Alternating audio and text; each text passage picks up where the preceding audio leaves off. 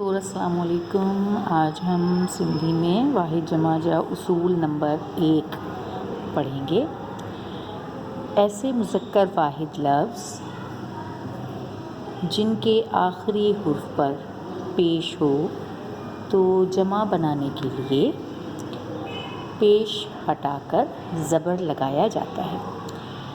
यानी मुज़क्कर लफ्ज़ होते हैं, वाहिद होते हैं, अगर उन पे पेश हो तो वो वाहिद होते हैं, और जब हम उस वाहिद का जमा बनाते हैं तो उस पेश को हटाकर हम ज़बर लगा देते हैं। जैसे कि अभी हम कुछ लफ्ज़ सीखते हैं।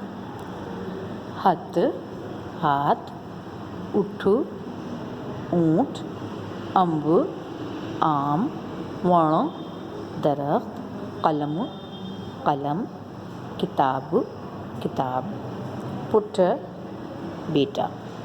इन तमाम हुर्फ में हम देखें तो ये मुज़क्कर हैं और इन पे पेश लगा हुआ है आखिरी हुर्फ पर, जैसे हथ, उठ, अम्ब, वण, कलम, किताब, पुट, और ये सब वाहिद हैं क्योंकि इन पे पेश लगा हुआ है। अब जब हम इसको जमा में तब्दील करेंगे तो हम बहुत सादा सा तरीका है इसका, हम इसका पेश हटाकर इसको ज़बर लगा देंगे तो इसके मायने जो है वो जमा में आ जाएंगे। जैसे हथ, उठ, अम्ब, वण, कलम, किताब, पुट। इसमें हमने बिल्कुल सिंपली सा ये किया है कि पेश को हटाकर हमने ज़बर लगा दिया है तो उसके जो मायने बन रहे हैं वो वाहिद से जमा हो जाते हैं।